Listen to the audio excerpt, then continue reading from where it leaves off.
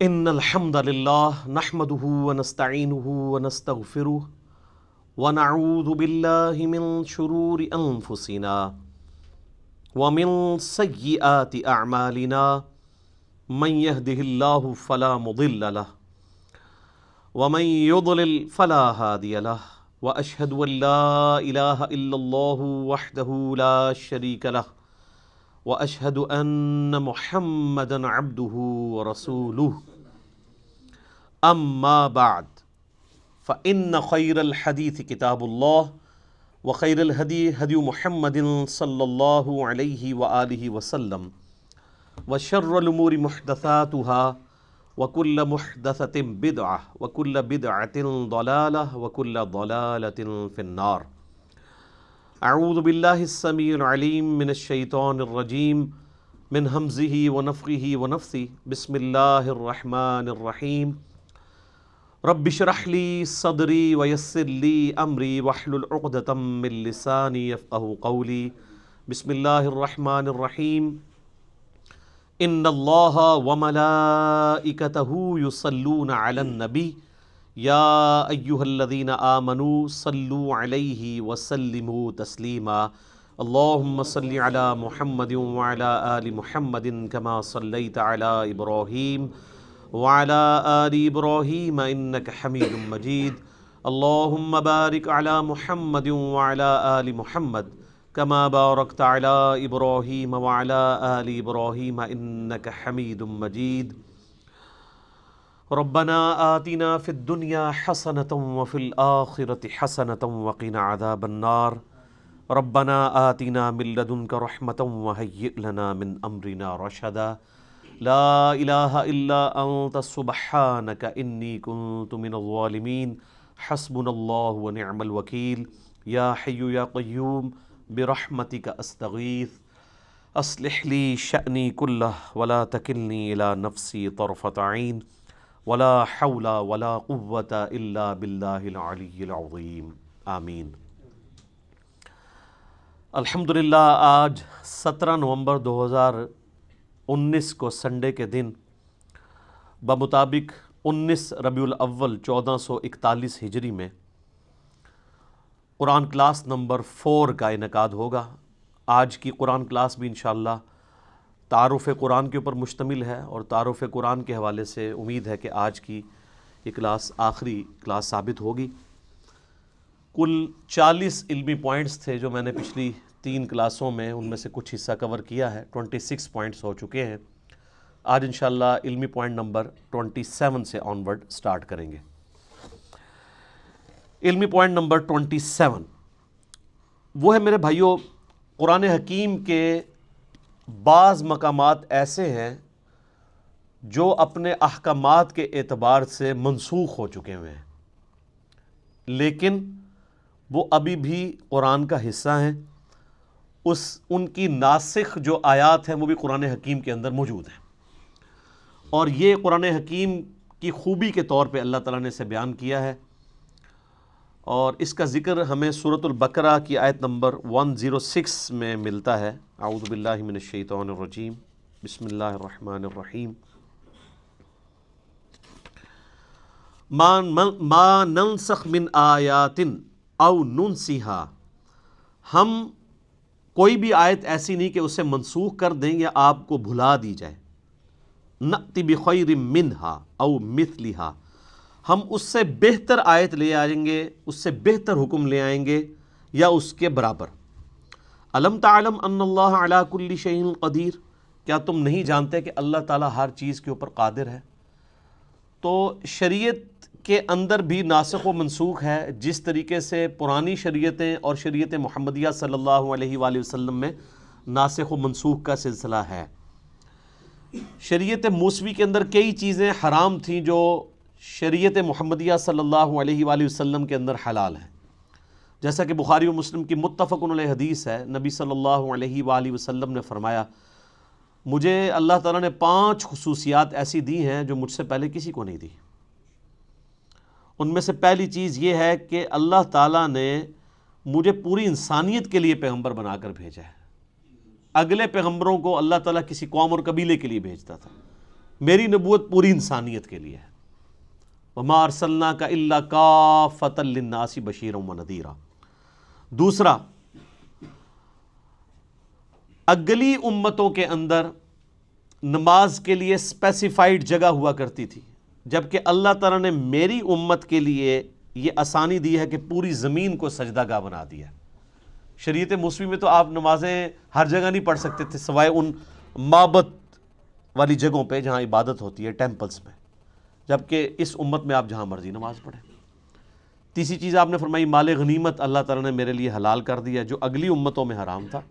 قرآن میں ذکر ہے اگلی امتوں میں مال غنیمت یعنی کافروں کا جنگ میں چھوڑا ہوا جو مال تھا اس کو اوپن میدان میں لا کے رکھتے تھے، ایک آسمان سے آگ برستی تھی اور اس کو خاک کر دیا جاتا تھا، لیکن اس امت کے لیے اسے حلال کر دیا گیا. سورۃ الانفال نازل ہوئی. چوتھی چیز آپ صلی اللہ علیہ وآلہ وسلم نے فرمایا اللہ تعالیٰ نے ایک مہینے کے روب سے میری مدد فرمائی ہے. یعنی میری امت ایک مہینے کی مسافت پہ ہو تو اللہ تعالیٰ کی طرف سے اگلی جو ان کے مد مقابل قومیں ہیں ان کے اوپر روب ڈال جائے گا. اور پانچویں چیز اللہ تعالیٰ نے میرے لیے شفاعت کا دروازہ کھولنا ہے، مجھے شفاعت کا اذن عطا فرمانا ہے. مسلم شریف میں ایک چھٹی چیز بھی ہے کہ اللہ تعالیٰ نے مجھ پہ ختم نبوت کا سلسلہ فرما دیا ہے. صحیح مسلم میں ایک اور چیز بھی ہے کہ اللہ تعالیٰ نے مجھے جوامع کلمات کے ساتھ مبعوث کیا ہے. تو پچھلی شریعت اور اس شریعت میں بھی ناسخ و منسوخ کا سلسلہ ہے، اور پھر ودن شریعت محمدیہ صلی اللہ علیہ وآلہ وسلم سرکمسٹانسز کے مطابق اللہ تعالیٰ نے احکامات کو بدلا ہے.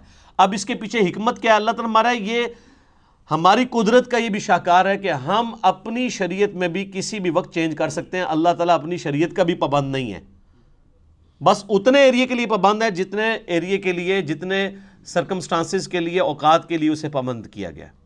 جو یونیورسل ٹروتھ ہیں وہ تو اللہ تعالیٰ ہمیشہ کے لیے ان کا پابند ہے، اس لیے کہ لا تبدیل لکلمات اللہ، اللہ کے کلمات نہیں بدلتے، جو اللہ نے رولز طے کیے ہیں.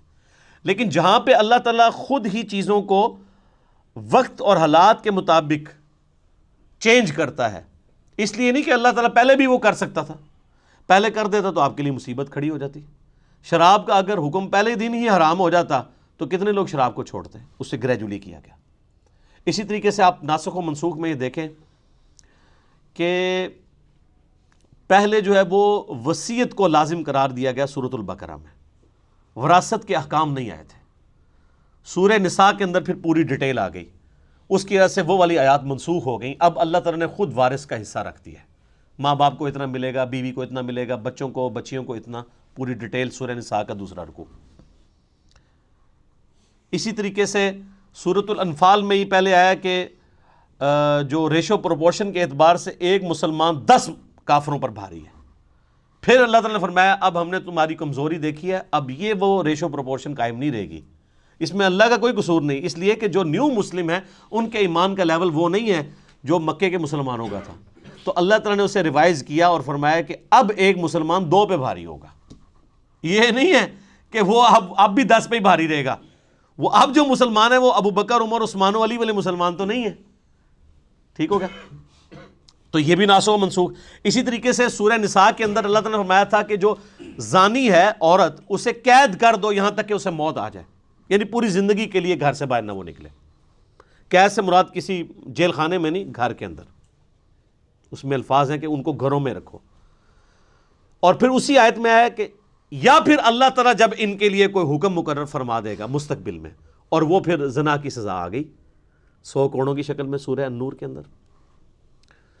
تو اس طریقے سے ناسخ و منسوخ کا ایک سلسلہ ہے. قرآن حکیم کے اسٹوڈنٹ کو یہ بھی پتہ ہونا چاہیے.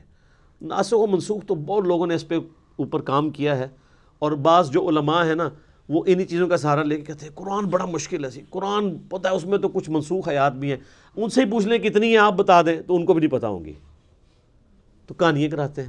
ٹوٹل 5 مقامات ہیں، اور وہ بھی آپ ناسخ و منسوخ اس اعتبار سے نہیں ہے بلکہ وہ سرکمسٹانسز کے اعتبار سے.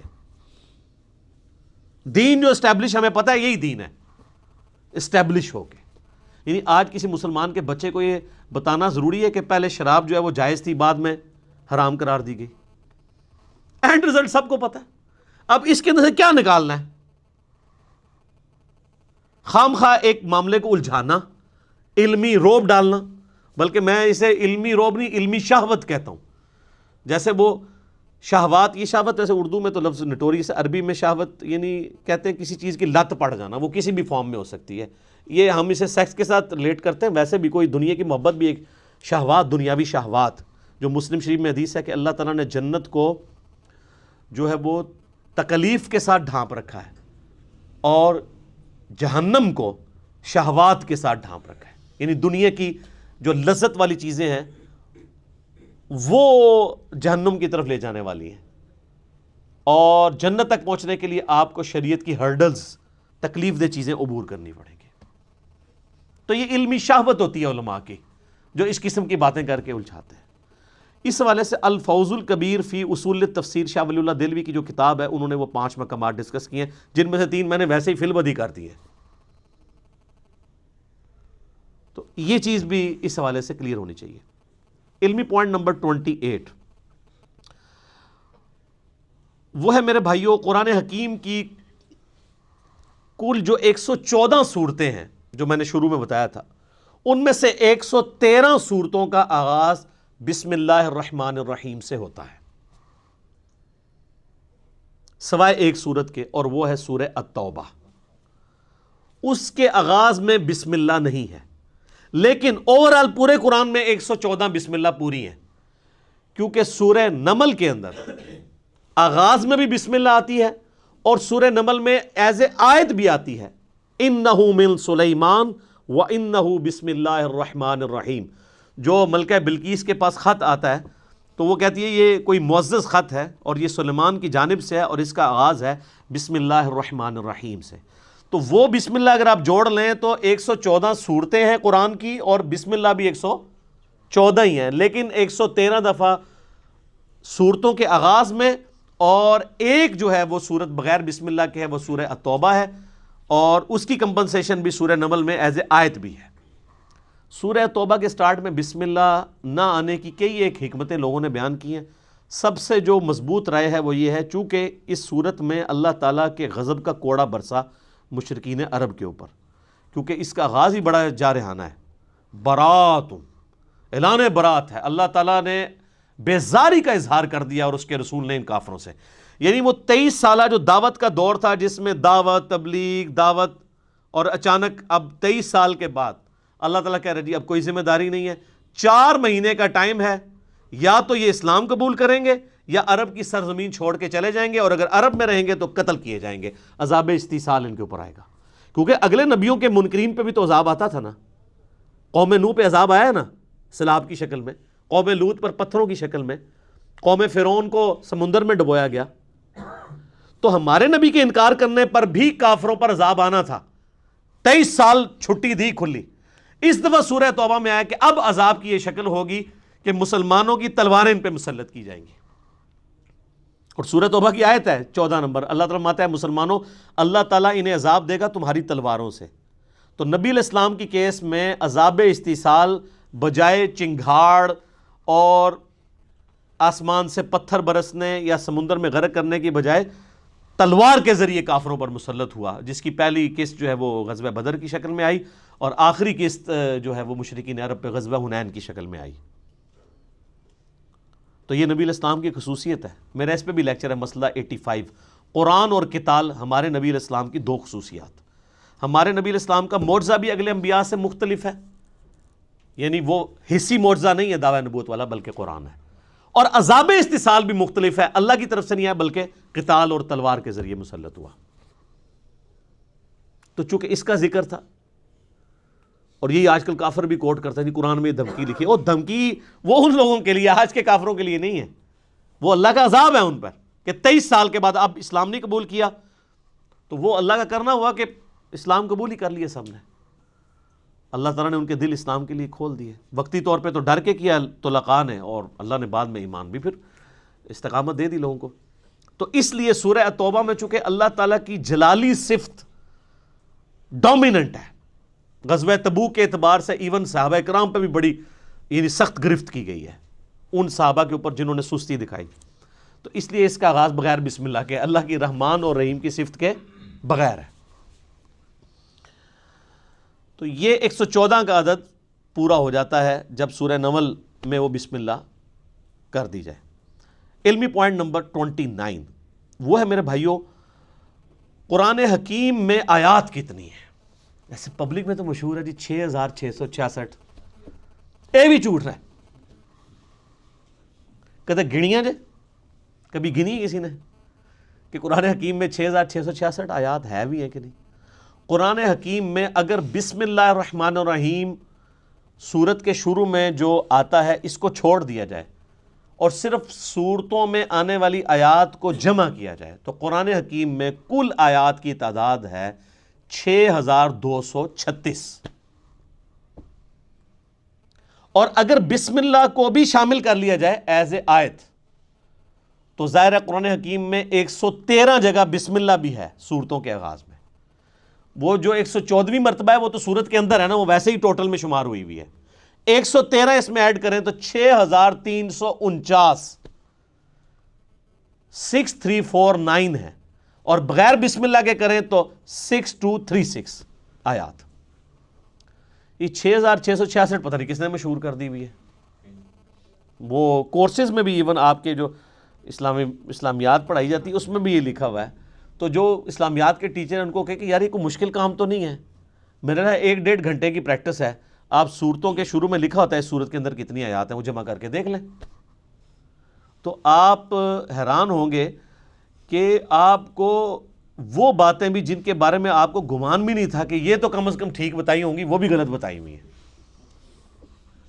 تو ہم پھر رونا کیوں نہ روئیں؟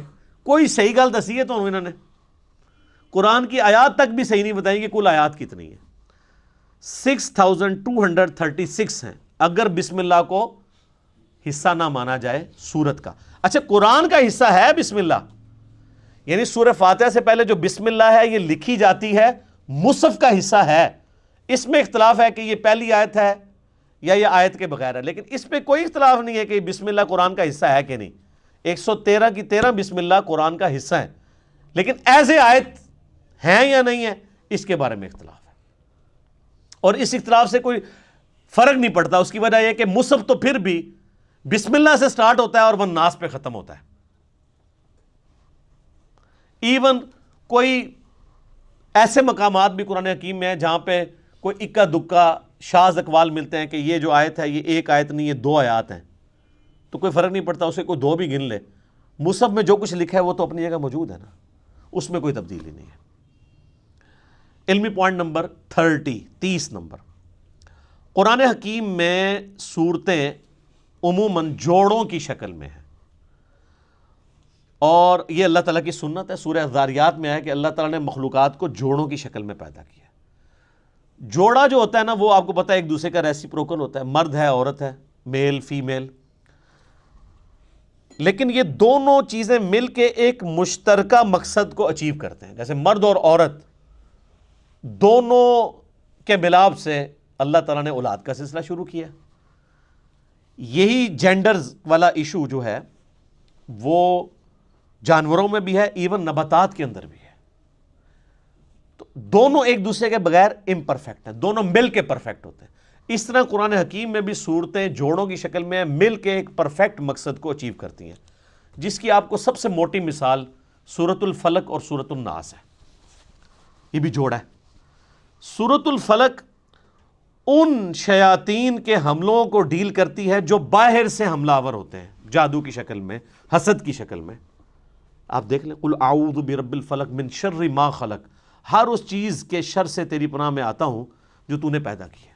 ومن شر النفاثات فی العقد ومن شر حاسد اذا حسد، پھونکے مارنے والی جو جادوگرنی ہیں ان کے شر سے، اور حسد کرنے والے کے حسد سے۔ حسد کرنے سے یہ نہیں ہوتا کہ کسی کو کوئی نقصان پہنچاتا ہے، مراد یہ کہ وہ فزیکلی پھر اس حسد کا شکار ہو کے آپ کو نقصان نہ پہنچائے۔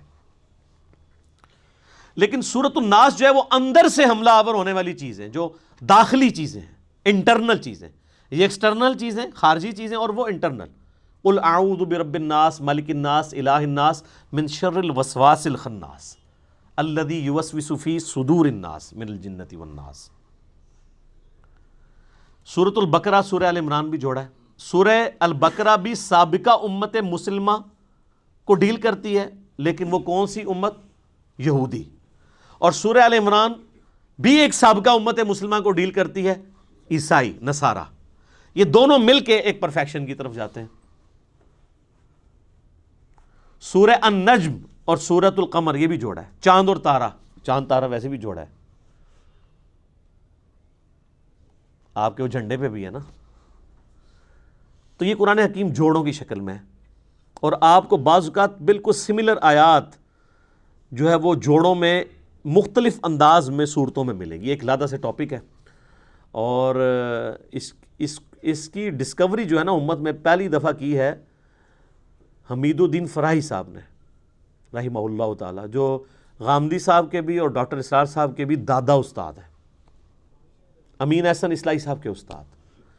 اب یہ آپ چیز دیکھیں، یہ وہ چیز ہے جو امت میں پہلے 1300 سال کے مسلمانوں کے اوپر اس طرح اشکار نہیں ہوئی، اگرچہ اشارے موجود تھے۔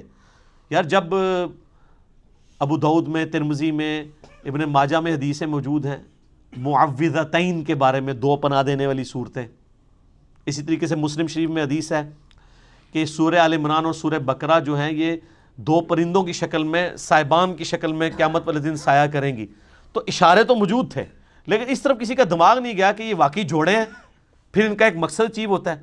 وہ پوری کی پوری ایک جو سمجھ لیں آپ پوری ڈاکٹرائن ہے نا، وہ اس بندے نے ڈسکور کی ہے، اور اس بندے نے بھی کمال کام کیا ہے جی۔ وہ بندہ قرآن کو سمجھنے کے لیے 40 سال تک ایک خیمے میں اس نے زندگی گزاری ہے، جا کے بالکل ریگستانی ایریا میں اسی طریقے کے مطابق جن حالات و واقعات میں قرآن نازل ہوا تھا، تاکہ وہ عرب کے لوگوں کے کلچر کو سمجھ سکے اور ان فیلنگز کو فیل کر سکے۔ پھر اللہ نے دیکھے کیسی چیزیں ان کے اوپر کھولی ہیں۔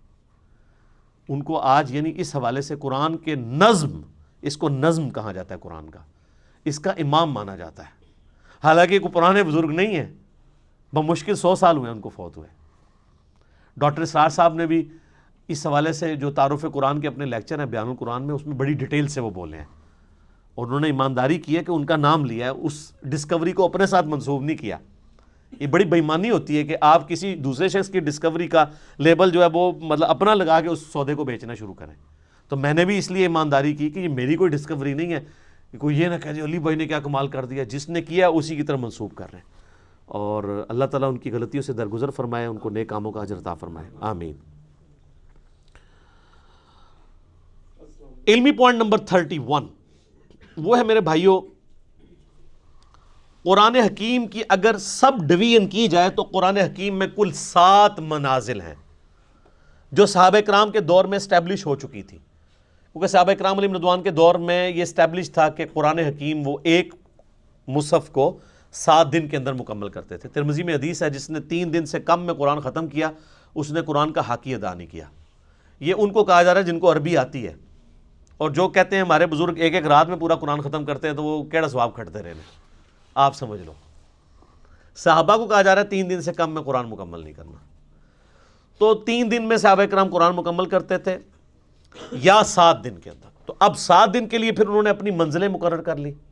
یہ منزل کا لفظ آپ بھی آج کل وہ بزرگوں کے وظائف کی کتابیں بھی ہیں نا، وہ منزلیں لکھتے ہیں، ٹھیک ہے، وہ کہتے ہیں تصوف کی اتنی منزلیں طے کر لی ہیں، لفظ قرآن سے ہی پکڑا ہوا ہے۔ صحابہ کرام کے دور میں یہ اسٹیبلش ہو گیا تھا کہ جس نے 7 دن کے اندر قرآن ختم کرنا ہے نا، اس کے لیے انہوں نے ثانی کر کے نا ایکولی ڈیوائڈ کر کے، آلموسٹ ایکولی ڈیوائڈ کیا، 100% نہیں۔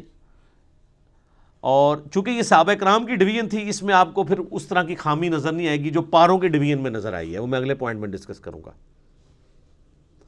اگر سورہ فاتحہ کو آپ قرآن کا مقدمہ مان لیں، پریفیس ہے نا ظاہر ہے، تو پہلی منزل کے اندر 3 صورتیں ہیں، دوسری میں 5، تیسری میں 7، چوتھی میں 9، پانچویں میں 11، چھٹی میں 13۔ دیکھیں کتنی زبردست ایونلی چل رہا ہے، اور 7ویں میں 65 صورتیں ہیں، وہ بھی 13 کا ملٹیپل ہے، 13 کو 5 سے ضرب دیں تو 65۔ یہ صحابہ کرام نے، اچھا، اور یہ جو انہوں نے ڈویژن کیا ہے، اس سے آلموسٹ قرآن کے 7 برابر حصے بن جاتے ہیں۔ اگر کسی نے ایک ہفتے میں قرآن ختم کرنا ہے تو ہفتے والے دن وہ، اگر وہ ہفتے سے سٹارٹ کرتا ہے تو وہ پہلی منزل مکمل کرے، اتوار کو دوسری کرتے کرتے تو جمعے والے دن اس کا قرآن مکمل ہو جائے گا۔ تو یہ منازل کا سلسلہ کیا گیا۔ علمی پوائنٹ نمبر 32 وہ ہے میرے بھائیوں ذرا کڑوی بات کہ قرآن حکیم کی جو یہ پاروں کی ڈویژن ہے یہ نبی علیہ السلام نے نہیں کروائی، صحابہ کرام نے بھی نہیں کی، یہ تابعین کے دور میں اس کی ڈویژن ہوئی۔ جب لوگ سست ہو گئے، ہفتے میں قرآن مکمل نہیں کر سکتے تھے، تو پھر مشورہ کیا گیا کہ یار چلو مہینے میں قرآن مکمل کیا جائے، تو پھر 30 دنوں کے اوپر سے ڈیوائڈ کر دیا جائے۔ تو میرے خیال ہے کوئی پڑھا لکھا انہوں نے بندہ بٹھایا، انہوں نے جناب اینج کر کے نا قرآن حکیم کھولیا، اینج کیتا اور صفحے گننے شروع کیے، اور قرآن پاک کے 30 پارے بنا کے سائڈ پہ ہو گیا۔ اور وہ بنائے کیا، وہ آج تک ہماری مصیبت ہمارے گلے میں پھیٹا ہے۔ اس کا سب سے بڑا آپ جو بلنڈر دیکھیں ان پاروں میں، چونکہ یہ قرآن و حدیث سے نہیں ہے تو ظاہر ہے انسان تو پھر غلطی کرے گا۔ تو اب مجھے اندازہ لگائیں جو یہ کہتے ہیں کہ جی شیعہ کہتے ہیں 40 پارے ہیں، وہ پارے تو 30 بھی کوئی نہیں تھے، 40 کہاں سے آنے ہیں؟ یہ بات ہی جعلی ہے۔ اگر ان سے پوچھے شیعہ کا قرآن جا کے دیکھا ہے، نہیں۔ یہ اب سعودیہ میں کئی قرآن ہیں وہ پاروں کی ڈویژن کے بغیر چھپ رہے ہیں، وہ بیچ میں سے آیات شروع ہو رہی ہوتی ہیں، کیونکہ پاروں کی ڈویژن کو تو وہ اسٹیبلش مانتے ہی نہیں ہے نا، صورتوں کی ڈویژن ہے، منازل کی ہے۔ اب یہ دیکھیں بلنڈر کیا ہوا ہے۔ پارہ نمبر 13 جو ہے اس کی آخری آیت، ایک آیت صرف، سورۃ الحجر کی پہلی آیت ہے، اعوذ باللہ من الشیطان الرجیم، الف لام را تلک آیات الکتاب وقرآن مبین، اور پوری سورہ ہجر پارہ نمبر 14 میں ہے، ربما یود الذین کفروا لو کانوا مسلمین۔ یہ ایک لائن اگر 14ویں پارے میں چلی جاتی تو یہ سورت تو نہ ٹوٹتی، سورت ہی توڑ دی۔ ایک لائن کے پیچھے، ایک لائن بھی نہیں، یہ آدھی لائن ہی بنتی ہے۔ ایک آیت پارہ نمبر 13 کے اینڈ پہ رکھی اور پوری سورت پارہ نمبر 14 میں کر دی۔ تو یہ کتنی بے وقوفانہ قسم کی ڈویژن ان لوگوں نے کی۔ سورہ یاسین بھی آپ دیکھ لیں، کچھ حصہ اس کا 22ویں پارے میں ہے، باقی میجورٹی سارا وہ صرف اس لیے کہ انہوں نے صفحے پورے کیے ہیں ایسے کر کے۔ اور یہ ایسے ایسے کر کے بھی اگر آپ الفاظ دیکھیں تو ابھی بھی پورے نہیں ہیں۔ آج کے دور میں تو ہم میتھمیٹیکلی بھی کر سکتے ہیں، ابھی بھی پاروں کو ریوائز کیا جا سکتا ہے، ایونلی ابھی بھی ڈسٹریبیوٹ کوئی نہیں ہے۔ اگر آپ کہنا کہ 100% ہر پارے کے رکوع یا اس کے الفاظ یا اس کی لینتھ برابر ہے دوسرے کے، تو ایسا نہیں ہے۔ رکوع تو چلے برابر نہیں ہو سکتے، چھوٹے بڑے ہیں، الفاظ تو برابر ہو سکتے ہیں نا، آیات بھی برابر نہیں ہو سکتی، چھوٹی بڑی ہیں، نہیں نظر آئیں گی آپ کو۔ تو یہ پاروں کے ڈویژن کو ہم سرے سے مانتے ہی نہیں ہیں۔ یہ پاروں کی ڈویژن تابعین کے دور میں مولویوں نے، حکمرانوں کی بنائی ہوئی ہے، اس کی کوئی حیثیت نہیں ہے۔ لیکن اب چونکہ یہ اسٹیبلش ہو چکی ہے اور لوگوں کے لیے مہینے میں قرآن ختم کرنا آسان ہے، اسے ہم بدعت بھی نہیں کہتے، یہ انتظامی معاملہ ہے۔ آپ اگر 3 مہینے میں قرآن ختم کرنا چاہتے ہیں تو آپ مزید ڈویژن کر لیں، آپ سال میں قرآن ختم کرنا چاہتے ہیں آپ مزید ڈویژن کر لیں، جتنی مرضی کریں، جس طرح کہ آپ دیکھیں رکوع کے کیس میں ہوئی بھی ہے۔ وہی اگلا پوائنٹ ہے، علمی پوائنٹ نمبر 33۔ قرآن حکیم میں جو صورتوں کے اندر مضامین ہیں نا، ان مضامین کو ذہن میں رکھتے ہوئے ان کو رکوعوں میں ڈیوائیڈ کیا گیا ہے۔ یعنی ایک طرح کا مضمون ہے یا ایک طرح کا ایک واقعہ ہے جو کنکلوڈ ہو رہا ہے، تو اس کو پورے کو ایک رکوع میں رکھا گیا ہے۔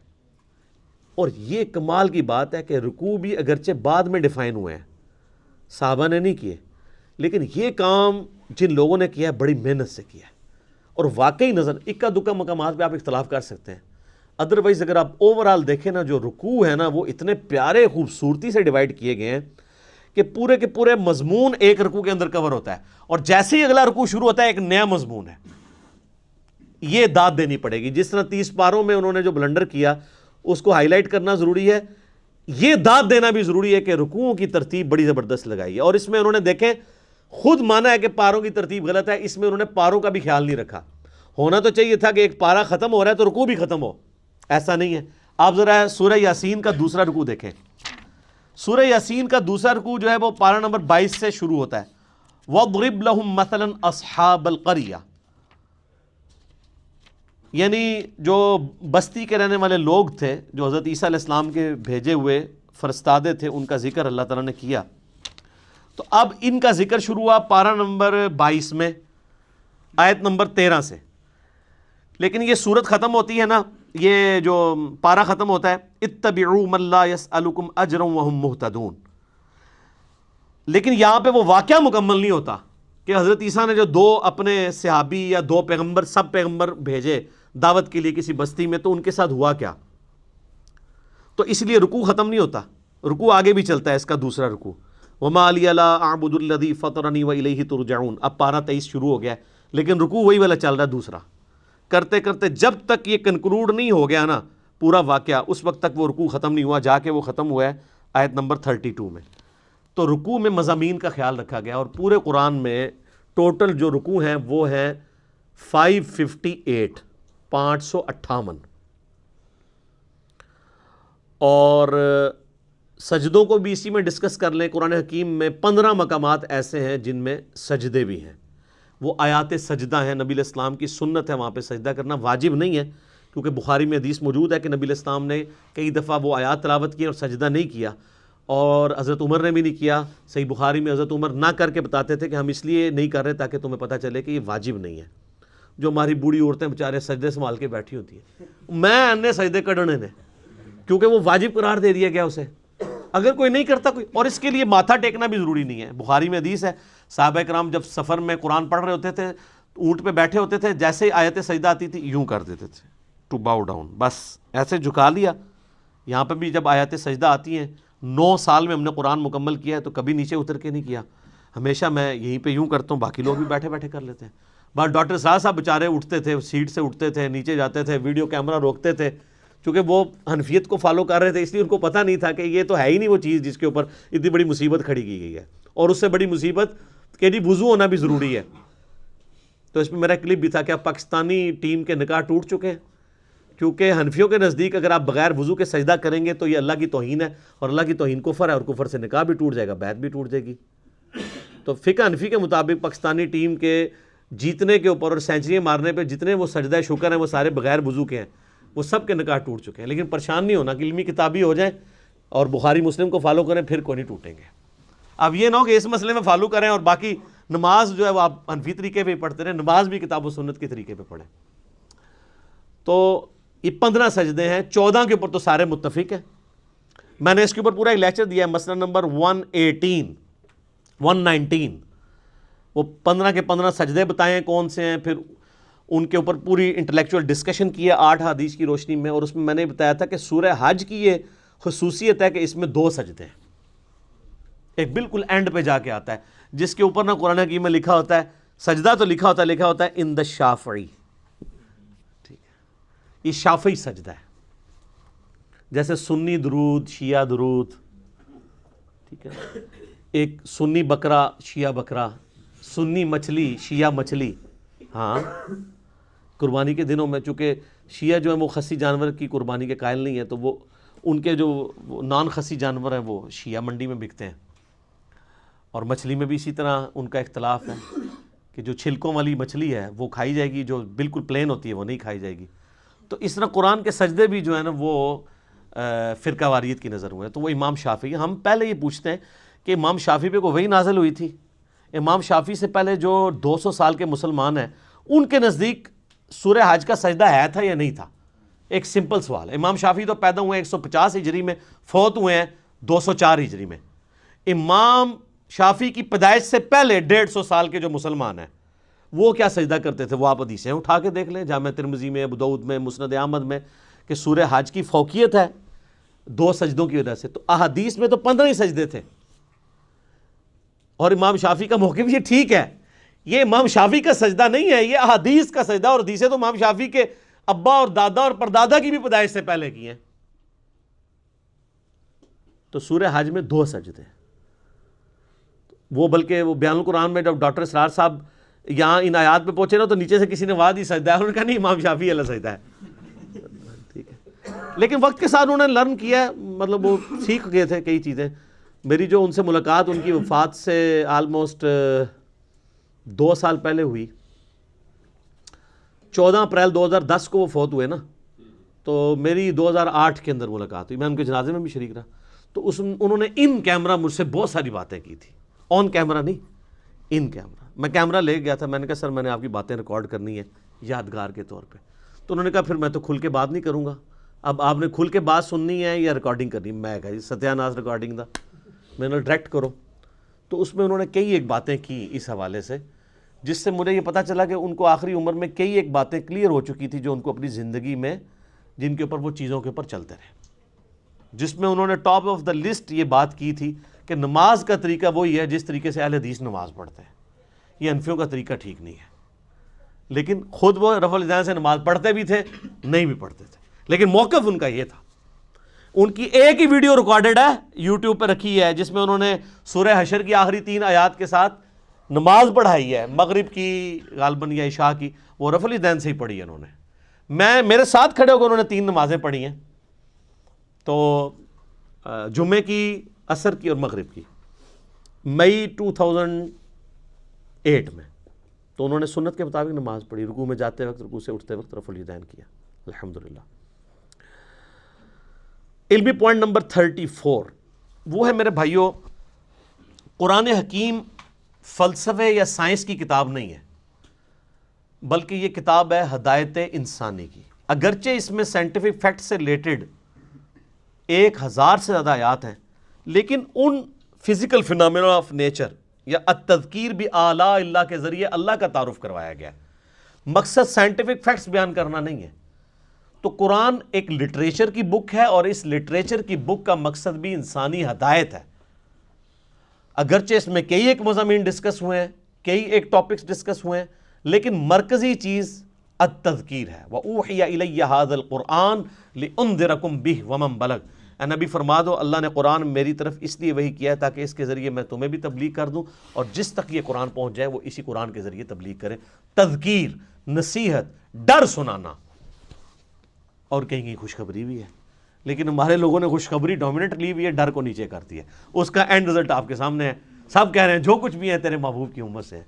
ٹھیک ہے، موجہ مارو، عقل نہ ہوئے تو موجہ ہی موجہ، عقل ہوئے تو سوچیں ہی سوچا۔ تو یہ اس لیے اس چیز کو آپ نے ذہن میں رکھنا ہے قرآن پڑھتے ہوئے۔ اچھا، علمی پوائنٹ نمبر 35 وہ ہے قرآن حکیم کو سمجھنے کے لیے جہاں تک تعلق ہے شرعی احکامات کا، شریعت محمدیہ صلی اللہ علیہ وآلہ وسلم کا، تو اس کے لیے ہم اپنے سلف کی طرف رجوع کریں گے کہ صحابہ، تابعین، تبع تابعین نے ان معاملات کو کیسے سمجھا۔ نکاح طلاق کے مسئلے ہوں گے، وضو کے مسائل ہوں گے، نماز کا طریقہ ہوگا، نکاح سے ریلیٹڈ چیزیں ہوں گی، کیونکہ ان کا تعلق سائنس کے ساتھ تو نہیں ہے۔ البتہ جن چیزوں کا تعلق سائنٹیفک فیکٹس کے ساتھ ہے، اس میں ہم اپنے سلف کی طرف نہیں دیکھیں گے بلکہ خلف کی طرف دیکھیں گے، کیونکہ ہمارے سلف کو تو کئی چیزیں پتہ ہی نہیں تھی سائنٹیفک فیکٹس کے اعتبار سے۔ میں بتا رہا ہوں، امام غزالی نے کیمیائے سعادت میں لکھا ہے کہ سورج جو ہے وہ زمین سے 5 گنا بڑا ہے، 60 گنا بڑا، مختلف اقوال ہیں۔ آج ہمارے بچے کو بھی پتا ہے کہ 60 گنا نہیں ہے، 6000 گنا بھی نہیں ہے، 6 لاکھ گنا بھی نہیں، 13 لاکھ گنا بڑا ہے سورج۔ تو ہمارے بزرگوں کو نہ علم غیب تھا نہ علم سائنس تھا، اس لیے اتنی بڑی بڑی غلطیاں ان سے ہوئی۔ تو سائنٹیفک فیکٹس کے لیے آپ پریزنٹ دور میں دیکھیں گے، ایمبریولوجی سے ریلیٹڈ آیات ہوں، جیولوجی سے ریلیٹڈ آیات ہوں، ایسٹرونومی سے ریلیٹڈ آیات ہوں، اس میں سلف کی رٹ نہیں لگائیں گے کہ سلف نے لکھ دیا ہے، ٹھیک ہے؟ تو اب ہم نے اسی کو فالو کرنا ہے۔ اب آپ پتہ قرآن حکیم میں جگہ جگہ آیا نا کہ دل اندھے ہو چکے ہیں، یہ سوچتے نہیں، ان کو ہم نے دل دیا تھا۔ تو پرانے اسلاف نے ان سے رزلٹ یہ نکالا کہ دماغ سوچتا ہی نہیں، دل سوچتا ہے، اور انہوں نے دماغ کے سوچنے کا بھی انکار کر دیا۔ وہ تو پھر آج ہمیں سائنس بتا رہی ہے کہ دل بھی سوچتا ہے، دماغ بھی سوچتا ہے۔ اس کے اوپر میرا کلپ ہے، انسٹرومنٹ آف انٹلیکٹ، وہ دماغ ہے یا دل، وہ آپ دیکھ لیں، دونوں سوچتے ہیں۔ لیکن قرآن حکیم میں چونکہ ذکر بار بار آیا دل کا، تو انہوں نے کہا دماغ سوچتا ہی نہیں ہے۔ اب اس میں ہم سلف کی بات نہیں مانیں گے، خلف کی بات مانیں گے، جنہوں نے سائنٹیفکلی چیزوں کو لرن کیا۔ اور قرآن میں صرف دل کا ذکر نہیں ہے، افئدہ کا لفظ بھی آیا ہے، وہ دماغ کی طرف بھی جا سکتا ہے۔ سینٹر، عقل کا ذکر آیا ہے۔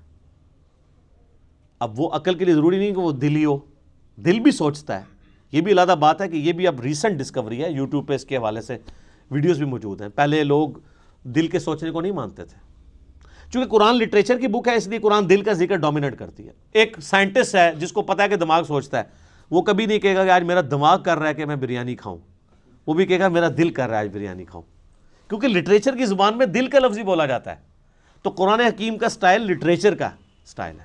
تو اس لیے اس چیز کو آپ نے ذہن میں رکھنا ہے, ادروائز آپ کے لیے مصیبت کھڑی ہو جائے گی کہ آپ نے ان احکامات کے اعتبار سے جو ہے وہ سلف کی طرف دیکھنا ہے اور سائنٹیفک فیکٹس کے اعتبار سے خلف کی طرف دیکھنا ہے.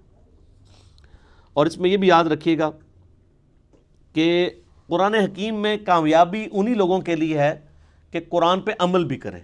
یہ سلف خلف کی بحث میں خالی نہ وہ پڑھے رہیں کہ جی اس آیت کی تشریح یہ ہے, اس کی یہ ہے, اور لوگ یہ وہی چیز ہے جسے میں علمی شہوت کہتا ہوں. یہ علمی شہوت ہے, صرف اس پہ عمل بھی کرنا ہے. عمل کیے بغیر اس کی پریکٹیکل برکات حاصل نہیں ہوگی. صحیح مسلم میں حدیث ہے نا, حضرت عمر کہتے ہیں کہ نبی علیہ السلام فرمایا اللہ تعالیٰ اس کتاب کی وجہ سے قوموں کو عروج دے گا اور قوموں کو زوال بھی دے گا. عروج دیا ہے صحابہ کرام کو, کہاں ان بدوؤں کو اٹھا کے دنیا کا امام بنا دیا, اور وہ رومن اور پرشین امپائر جو ہزاروں سال سے استحصال کر رہی تھی انسانیت کا, اکھاڑ کے رکھتی ہیں ود ان 17 ایئرس. یعنی مسلمانوں کی اگر آپ گراف جو اوپر جانا شروع ہے وہ تو 2 ہجری کے بعد ہے. 2 ہجری میں غزوہ بدر ہے, 3 میں غزوہ احد ہے, 5 میں غزوہ خندق ہے, 6 میں صلح حدیبیہ ہے, 7 میں غزوہ خیبر ہے, 8 میں فتح مکہ ہے, اور 8 ہی میں غزوہ حنین ہے مشرکین عرب کے خلاف آخری جنگ, 9 میں غزوہ تبوک ہے. رومن امپائر بھی بھاگ گئی نبی علیہ السلام کے رعب کی وجہ سے, ورنہ یرموک وہیں پہ ہو جانی تھی. اور اس کے بعد اگلے 3-4 سالوں کے اندر یرموک کے اندر رومن امپائر جزیہ دینے پہ آمادہ ہوگی, جنگ بھی ہار گئی, اور قادسیہ میں اسی سال قادسیہ کے اندر پرشین امپائر ٹوٹ گئی, یہاں تک کہ پوری پرشین امپائر مسلمانوں کے پاس آ گئی. تو یہ صحابہ کرام کو اللہ تعالیٰ نے قرآن کے ذریعے اٹھایا ہے, انہوں نے قرآن پہ عمل بھی کیا ہے. آج بھی جو قرآن پہ عمل کرے گا نا اسی کو قرآن سمجھ آئے گا, ادروائز قرآن اس کو لگے گا یہ تو ایک بے ہنگم سی کتاب ہے, نعوذ باللہ. اور آپ دیکھیں مشرکین عرب کے اندر 2 خامیاں تھیں, اللہ نے وہ کیسی دور کی. نمبر 1 خامی تھی کہ وہ طوائف الملوکی کا شکار تھے, آپس میں لڑتے رہتے تھے. نمبر 2 چٹے ان پڑھ جاہل تھے. اللہ نے یہ 2 خامیاں کیسے دور کی؟ انہیں قرآن کے ذریعے ان کی زبان میں ہی ایسا علم دیا کہ یہودیوں اور عیسائی جو ان کو امی کہتے تھے ان کی زبانیں بھی ان کے سامنے بند ہو گئیں. جنہوں نے سورۃ المائدہ سورہ نساء پڑھ لی ان کے سامنے کون پریسٹ بیٹھ سکتا ہے, ان کے ساتھ علمی ڈسکشن کر سکتا ہے. اور دوسری خامی جو طوائف الملوکی تھی, نبی صلی اللہ علیہ وآلہ وسلم کی شکل میں ان کو ایک ایسا لیڈر دیا کہ سارے عرب قبائل ان کے نیچے جمع ہوئے, پھر رومن پرشین امپائر انہیں الٹ ہی دینی تھی نا. اور ان 2 خامیوں کو دور کر کے اللہ نے ان کی 2 خوبیاں یوٹیلائز کر لی. ایک خوبی ان کے اندر یہ تھی کہ جب وہ کسی کو زبان دیتے تھے پھر گردن ہی کٹتی تھی. بیعت کا مطلب تھا کہ اب بس اس کے ساتھ بیعت کر لی, اب جو بھی یہ کہے گا ماننا ہے, چاہے جان بھی دینی پڑے. ابو جہل نے دی ہے نا, کفر کے لیے ہی دی ہے, لیکن زبان پہ قائم رہا ہے, اس کے ماننے والے بھی قائم رہے. یہ تو یہودی تھے جو کمزور ایمان والے تھے نا, ان کو پھر اللہ نے اٹھایا بھی تو نہیں. 10 یہودی بھی مسلمان نہیں ہوئے. اوس اور خزرج نے اسلام قبول کیا ہے نا, عربیوں نے, چٹے ان پڑھوں نے. تو اللہ نے ان کی یہ جو خوبی تھی. اور دوسرا یہ عرب کے لوگ ٹف ماحول کے عادی تھے. رومن اور پرشین امپائر تو اپنے آپ کو سپر پاور کنکلوڈ کر چکے تھے, انہوں نے سوچے نہیں تھا ہمیں کوئی چیلنج بھی کر سکتا ہے. اور یہ عربی روکھی سوکھی کھا کے بھی, کئی دن فاقے کر کے بھی, اونٹوں پہ ریگستانی سفر کر کے بھی, یہ تو عادی تھے ہارٹ آف ماحول کے. ان کی تو کوئی چیز بھی اسٹیک پہ نہیں لگی تھی, نہ ان کے پاس محلات تھے, یہ تو کہیں پہ بھی سو جایا کرتے تھے, ٹھیک ہے, خود بھی پتے کھا کے گزارا کر لیتے تھے. تو ایسے لوگ جن کے لیے دنیا میں کوئی لگژریس لائف نہیں تھی, یہ ان کی بہت بڑی خوبی تھی. تو یہ جب ٹکرائے ہیں تو انہی کا اسلحہ ان سے چھین کے ان کو الٹ کے رکھ دیا انہوں نے. اور پھر ایسی داغ بیٹھی ہے کہ وہ جو شروع کی محنت ہے 1000 سال تک پھر سر دنیا پہ حکمرانی کی ہے نا مسلمانوں نے, سپر پاور رہے ہیں. آج کہتے ہیں جی جناب وہ ہم حکمران تھے پھر کیا ہو گیا. تو جو تھے وہ زمانے میں معزز تھے مسلمان ہو کر, اور تم خار ہوئے تارک قرآن ہو کر. یہ مسلم کی حدیث کا ترجمہ کیا ہے ڈاکٹر اقبال نے جواب شکوہ میں, جو صحیح مسلم میں حدیث ہے اللہ تعالیٰ اس کتاب کی وجہ سے قوموں کو عروج دے گا اور اس کتاب کی وجہ سے قوموں کو زوال دے گا. اسی کو ٹرانسلیٹ کیا ہے. تو یہ بات یاد ہے, اور مجھے ڈاکٹر سرار صاحب کی بات بار بار یاد آتی ہے, انہوں نے تعارف قرآن میں بھی یہ بات کی تھی کہ جو قرآن کی اس دعوت کے اوپر عمل نہیں کرے گا نا, اسے کبھی بھی قرآن کا اتار چڑھاؤ، قرآن کا مزاج سمجھ نہیں آئے گا، کیونکہ آپ ان کیفیتوں سے گزریں گے ہی نہیں۔ قرآن والی کیفیتوں سے آپ کب گزریں گے؟ جب آپ معاشرے سے ٹکرائیں گے۔ قرآن کہہ رہا ہے یہ کرو، معاشرہ کہہ رہا ہے یہ کرو، تو آپ کو معاشرے کی تیکھی باتیں سننی پڑیں گی، اس کی وجہ سے آپ کی تطہیر ہوگی، اللہ کے لیے آپ کو صبر کرنا پڑے گا، ہو سکتا ہے کبھی کبھار گالیاں کھانی پڑیں اور کبھی تک مار تک بھی نوبت آ جائے۔ جب تک یہ نوبت نہیں آئے گی تو وتواصوا بالحق اور وتواصوا بالصبر کیسے آپ کو سمجھ آئے گا؟ میٹھی میٹھی باتیں کرنے سے، میلاد کانفرنسز کرنے سے، محرم کی شیرنی بانٹنے سے، محفل میلاد کرنے سے، محفل قرآن کرنے سے، تلاوت کے محفل قرات کروانے سے اور نعتیہ مقابلے کروانے سے تو کوئی فرق نہیں پڑتا۔ فرق تو اس وقت پڑے گا جب آپ سود کے خلاف بولیں گے، فرق تو اس وقت پڑے گا جب آپ جو ہے ناچ گانے کے خلاف بولیں گے، بے پردگی کے خلاف بولیں گے، بے حیائی کے خلاف بولیں گے، اور آپ یہ کہیں گے کہ بابوں کا دین اور ہے اور کتابوں کا دین اور ہے۔ کتابیں تو یہ بتا رہی تھی، ہمارے بزرگ ہمیں کیا بتا کے گئے ہیں؟ ہر چیز غلط نکلی ہے۔ آج لوگوں کی داڑھیاں سفید ہو گئی ہیں، وہ کہتے ہیں او یار پوری زندگی کہاں گزار دی، اب پتہ چلا دین یہ تھا۔ یہ ہمیں کیا لوگ دین سکھاتے رہے ہمارے بزرگ بابے؟ تو یہ ساری کی ساری کیفیات، ان تکلیفوں سے جب بندہ گزرے گا پھر وہ کندن بنے گا، اور اس کے لیے قرآن پہ عمل کرنا ضروری ہے۔ ادروائز قرآن میں آپ کے لیے کوئی ہدایت نہیں ہے، یہ بھی ایک لٹریچر کی کتاب ہے، جس طرح باقی سٹوری بک ہیں، آپ پڑھ کے سائڈ پہ ہو جائیں۔ جب یہ وہ کتاب ہے جو آپ پہ اثر اس وقت چھوڑے گی، آپ کو اللہ تک اس وقت پہنچائے گی جب آپ اس کتاب پہ عمل کریں گے۔ وہی بڑا مشکل کام ہے، کتاب پہ عمل کرنا تو میرے بھائی یہ تو پولیس رات پہ چلنے کے مترادف ہے۔ پولیس راہ سے تو ایک دفعہ گزرنا پڑنا ہے، اس کتاب پہ عمل کرنے والے کو تو روزانہ پولیس راہ سے گزرنا پڑتا ہے۔ کبھی معاشرہ آڑے آتا ہے، کبھی ماں باپ آڑے آتے ہیں، کبھی بیوی بچے آڑے آتے ہیں، کبھی دنیاوی منفعت آڑے آتی ہے، کبھی ایک پورا سسٹم، آپ بالکل اس میں اکیلا اپنے آپ کو فیل کرتے ہیں۔ اب ہمارے بھائی جب یعنی قرآن و سنت پہ عمل کرتے ہیں، وہ کہتے ہیں ہمیں لگتا ہے معاشرے سے کٹ کے، تو میں کہتا ہوں یار شکر ادا کرو، انگلی کٹا کے شہیدوں میں شامل ہو گئے۔ اب صحابہ کرام کو یاد کرو، اہل بیت کو یاد کرو، جن کو غزوہ بدر میں اس لیول پہ آنا پڑا کہ ایک طرف باپ کھڑا ہے تو دوسری طرف بیٹا کھڑا ہوا ہے۔ آپ پہ یہ نوبت تو نہیں آئی کہ اللہ نے آپ کو یہ آزمایا ہو کہ آپ مسلمانوں کی طرف سے اپنے باپ کو مارنے کے لیے غزوہ بدر میں اتر آؤ، تو تم تو اس قابل ہی نہیں تھے۔ ویسے تم لاکھ کہتے رہو کہ تیرے ہوتے جنم لیا ہوتا، کچھ بھی نہیں سی ہونا، رفع دین پھر بھی نہیں سی تو شروع کرنا، ٹھیک ہے، تیرے ہوتے جنم لیا ہوتا، لازم کہتے رہو، آپ کوئی فرق نہیں پڑتا۔ سر وہ بڑا مشکل وقت تھا، بڑی تکلیف دہ چیزیں تھیں اس کے اندر۔ سیدنا حذیفہ ابن یمان کی حدیث میں بار بار یاد کرتا ہوں، اس کو آپ پلے باندھ لیں، صحیح مسلم میں جہاد والے چیپٹر میں۔ ان کے پاس کچھ لوگ آتے ہیں اور کہتے ہیں حضرت کتنے خوش نصیب ہیں آپ، رسول اللہ کی صحبت کی صلی اللہ علیہ وآلہ وسلم، آپ کی زیارت کی، کاش ہم بھی آپ کا زمانہ پاتے حضور کے ساتھ مل کے جہاد کرتے، ٹھیک ہے۔ جس طرح آج کل لوگ کہتے ہیں کبھی تیرے تلووں سے لپٹ جاتا، کبھی کچھ کرتا، وہ جو حسن نثار صاحب نے پوری ایک نعت لکھی ہوئی ہے۔ باقی حسن نثار صاحب کا جو کردار ہے وہ آپ سب لوگوں کے سامنے ہے، مجھے اس کو ہائی لائٹ کرنے کی ضرورت نہیں ہے۔ وہ جو نعت لکھ رہے ہیں وہ ان کے اپنے اوپر نظر آ رہی ہے، وہ خود فیصلہ کر لیں۔ نعت لکھنا بہت آسان ہے، یہ ہے وہ جو دین بہت آسان ہے، اس پہ چلنا مشکل ہے۔ تو صحیح مسلم کے الفاظ ہیں، حذیفہ ابن یمان کہتے ہیں یہ اتنا آسان کام نہیں، اتنے بڑے بڑے دعوے نہ کرو، نعتہ نہ لکھو، آج دے دور ایڈی مشکل نعتہ نہ لکھو۔ ان کا میں تمہیں ایک واقعہ صرف اپنی زندگی کا سناتا ہوں، اور یہ مسلم شریف ہے سر، مولانا شریف نہیں ہے، بزرگ شریف نہیں، کہانی شریف نہیں ہے، مسلم شریف ہے۔ حذیفہ نام لکھیں آپ، حذیفہ لکھیں اور خندق لکھیں، یہ دو لفظ لکھیں، اسلام 360 میں کھل جائے گا۔ نمبر نہ منگیا کرو، اللہ جو بندے ہو تھوڑا جا آپ بھی کوئی کام کرو۔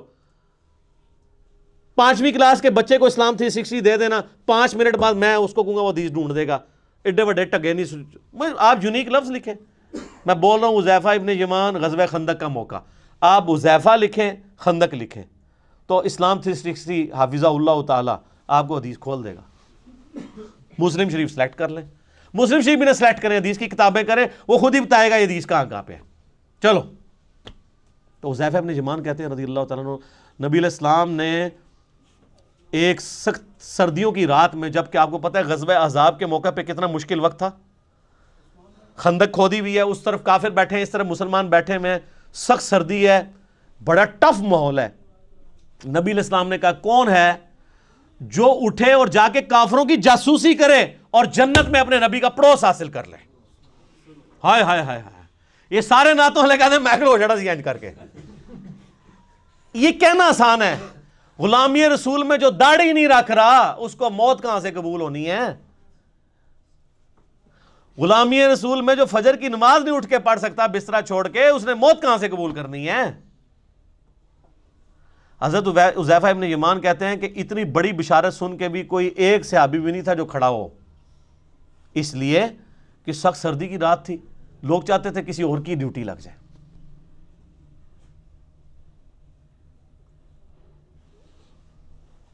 اب کیا ہوا؟ نبی علیہ السلام نے دوسری دفعہ فرمایا, کون ہے جو رات کے وقت جا کے کافروں کی جاسوسی کرے اور جنت میں اپنے نبی کا پڑوس حاصل کر لے؟ کائنات میں سب سے بڑی کوئی چیز یہی ہو سکتی ہے نا. اس سے بڑی صرف ایک چیز ہے کہ اللہ تعالیٰ کسی کو پیغمبر بنا دے. پیغمبر بننے کے بعد اگر دوسرے نمبر پہ کوئی فضیلت ہے تو جنت میں ہمیشہ کا پڑوس پیغمبروں کا. یہی ہے نا, یہی ہم اللہ سے مانگتے ہیں کہ اللہ تعالیٰ ہمیں بقیع غرقت میں مدفن اور جنت الفردوس میں اپنے محبوب صلی اللہ علیہ وآلہ وسلم کا پڑوس عطا فرمائے, آمین. حضرت حذیفہ کہتے ہیں دوسری بار بھی کوئی نہیں کھڑا ہوا, تیسری دفعہ بھی کوئی نہیں کھڑا ہوا, چوتھی دفعہ نبی علیہ السلام فرمایا حذیفہ. آپ کہتے ہیں میں نے دل میں کہا لو جی مارے کے, اب تو جانا ہی پڑے گا, میری ڈیوٹی لگی, کیونکہ اب تو بائی نیم حکم آ گیا نا. ان کہ یا رسول اللہ, فرمایا جاؤ, اور ساتھ کہا کہ دیکھنا چھیڑخانی کوئی نہیں کرنی, جتنا کام کا ہے اتنا ہی کرنا ہے. کہتے ہیں میں اٹھا, اب سوچ رہا تھا سخت سردی ہیں ریگستان کی, باہر جا کے کیا بنے گا میرا. کہتے ہیں اللہ کی قسم جب میں اٹھا تو مجھے لگا میں گرم حمام میں داخل ہو گیا ہوں, میرے اوپر کسی نے نا کوئی گرم رضائی اوڑھ دی ہے سخت سردیوں میں. اور کہتے ہیں میں اسی طرح باہر گیا پھرتا رہا, ٹھنڈ ختم ہی ہو گئی.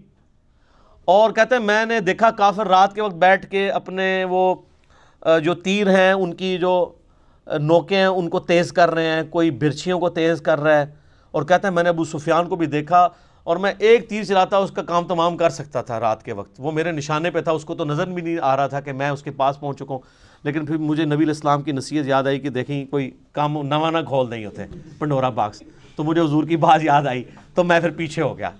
یعنی میں اس لیول کو کراس نہیں کیا, ایفیشنسی جھاڑنے کی کوشش نہیں کی, حتیٰ کہ میں نے سب کچھ گنا کتنے لوگ ہیں یہ کر کے واپس آیا.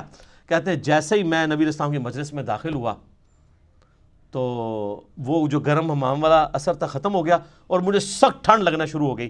تو نبی علیہ السلام نے اپنی مبارک چادر میرے اوپر اڑا دی. یہ یعنی معجزہ ظاہر ہوا نبی علیہ السلام کا, یہ صحیح مسلم میں. لیکن اس میں سبحان اللہ کے ساتھ بہت چیزیں جو ہے استغفر اللہ اور انا للہ بھی یعنی جڑی ہوئی ہیں. وہ جو انور مقصود صاحب نے وہ کالم لکھا ہے نا کہ تبدیلی کا سفر ایاک نعبد و ایاک نستعین سے شروع ہوا, ان اللہ مع الصابرین سے ہوتا ہوا انا للہ و انا الیہ راجعون پہ ختم ہوا. تو یہ آپ کا سفر بھی یہ صرف سبحان اللہ تک نہ رہے میرے بھائی, بہت تلخ چیزیں اس کے ساتھ جڑی ہوئی ہیں. یہ دعوے کرنا بہت آسان ہے, پریکٹیکلی دین کے اوپر چلنا بہت مشکل کام ہے. تو قرآن حکیم سے ہدایت ان لوگوں کے لیے ہے کہ جو قرآن کو فالو کریں گے. صرف مطلب دعوے کر لینے سے کچھ بھی نہیں ہونا.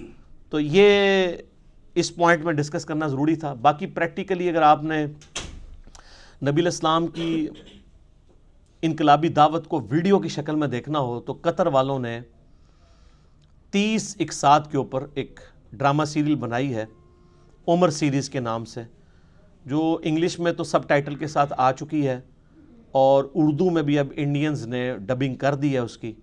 ہمارے واٹس ایپ گروپ میں رابطہ کریں, چونکہ یوٹیوب کے اوپر وہ کاپی رائٹس کا ایشو ہے, وہ اپلوڈ نہیں ہو سکتی. فیس بک کے اوپر ہمارے بھائیوں نے اپلوڈ کی ہوئی ہے, منگوا بھی سکتے ہیں. اور اوریجنلی تو وہ عربی میں بنی ہے اور اس کا ٹیسٹ بھی عربی کے اندر ہے, تو اس میں آپ کو عربیوں کی عادتوں کا بھی پتہ چلے گا. انہوں نے پیورلی عرب کا کلچر فلمایا ہے کہ عرب کے لوگ آپس میں کس طرح گفتگو کرتے ہیں. یہاں آپ نے وہ کلچر دیکھنا ہے, پٹھانوں کو دیکھیں, سیم آلموسٹ وہی ریزیمبلنس آپ کو نظر آئے گی. وہ آپس میں بات کرتے ہوئے لگتا ہے لڑ رہے ہوتے ہیں, عربی بھی اسی طرح ہی لڑ رہے ہوتے ہیں, گفتگو کر عام نارمل انداز میں بھی. پھر بات بات پہ محاورے بڑے سخت قسم کے, وہی ہے تیری ماں مر جائے. تو یہ وہ محاورے جو صحابہ کرام بھی استعمال کر لیتے تھے, اس لیے کہ وہ عرب کلچر کا حصہ تھے. یہ جو تارج بھی صاحب جن صحابہ اور اہل بیت کا تعارف کرواتے ہیں نا, یہ نبی علیہ السلام کے صحابہ اور اہل بیت اس طرح کے نہیں تھے. یہ ماڈرن اردو لینگویج کے صحابہ اور تابعین اور تبع تابعین بنتے ہیں. عرب کا کلچر بالکل ڈیفرنٹ تھا. وہ بڑے ذرا ان کے مزاج میں ریگستانی ماحول کے تھے نا, تو وہ ان کے مزاج میں سختی موجود تھی گفتگو کرنے پہ. تو وہ میٹھی میٹھی باتیں کر کے, تو میرے بھائی رومن اور پرشین امپائر تو نہیں تھی انہوں نے الٹنی نا, یہ میٹھی باتوں سے الٹی جاتی ہے. جو بدماش صدیوں سے بیٹھے ہوئے ہیں ان کو اکھاڑنے کے لیے ان کو آپ محفل نعت میں ان کو جھموائیں گے یا ان کو شیرنی دیں گے تو وہ اپنی مجلس چھوڑ کے چلے جائیں گے؟ نہیں, یہ تلوار جو اللہ تعالیٰ نے صحابہ کی مسلط کی رومن اور پرشین امپائر پہ, تاکہ ان کو اکھاڑ کے ایک نئے دور کا آغاز کیا جائے. اسی پہ وہ وحید الدین خان صاحب کی کتاب ہے نا, اسلام دور جدید کا خالق ہے. یہ آج جو فریڈم آف ایکسپریشن آپ کو نظر آ رہی ہے, یہ اسلام کی برکت سے ہے. اسلام سے پہلے تو بادشاہ کا دین ہی رعایا کا دین ہوتا تھا. اگر کوئی نہیں قبول کرتا تھا پرسیکیوشن ہوتی تھی. رومن امپائر کو دیکھنے ہزاروں عیسائیوں کو انہوں نے قتل کیا ہے. لیکن جب کانسٹنٹائن II نے خود عیسائیت قبول کر لی, پوری رومن امپائر عیسائی ہو گئی. نبی الاسلام جب آئے اس وقت یہ عیسائی اسٹیٹ تھی, بن چکی بھی تھی, لیکن اس سے پہلے تو نہیں تھی. لیکن یہ اسلام نے آزادی دی کہ نہیں, بادشاہ کوئی بھی ہے, آپ کو حق ہے کہ آپ اپنا دین رکھ سکتے ہیں. اور یہ برکت ہے جو آج آپ اویل کر رہے ہیں کہ ٹرمپ جو ہے ایک متعصب قسم کا یہودی نما عیسائی ہے, لیکن اس کے سامنے بھی جب قرآن تلاوت کیا جاتا ہے خاموشی سے سنتا ہے. امریکہ کے اندر آپ جا کے اسٹریٹ دعوت دیں, لوگ سنیں گے. نماز پڑھیں آپ کے ساتھ, لوگ سیلفیاں بھی بنوائیں گے, برا نہیں سمجھیں گے. لیکن فرعون کے سامنے جادوگروں نے جب ذرا سی بات کی تھی, اس نے کہا میں لٹکا دوں گا تمہیں. یہ فرق ہے. تو اسلام اس دور جدید کا خالق ہے. ٹھیک ہے جی, انشاءاللہ یہ 35 پوائنٹ ہی کور ہوئے ہیں, باقی 5 پوائنٹ انشاءاللہ اگلی دفعہ کور کریں گے. صلو علی الحبیب, اللہم صلی علی محمد وعلی آل محمد کما صلیت علی ابراہیم وعلی آل ابراہیم انک حمید مجید. اللہم بارک علی محمد وعلی آل محمد کما بارکت علی ابراہیم وعلی آل ابراہیم انک حمید مجید. سبحانک اللہم وبحمدک اشہد ان لا الہ الا انت استغفرک واتوب الیک. اللہ تعالیٰ سے دعا ہے جو حق بات میں نے کہی ہمارے دلوں میں راسخ فرمائے. اگر جذبات میں میرے منہ سے کوئی غلط بات نکل گئی, اللہ تعالیٰ ہمارے دلوں سے ہی معاف کر دے. ہمیں کتاب و سنت کی تعلیمات پر عمل کر کے دوسرے بھائیوں تک پہنچانے کی توفیق عطا فرمائے. وما علینا الا البلاغ المبین.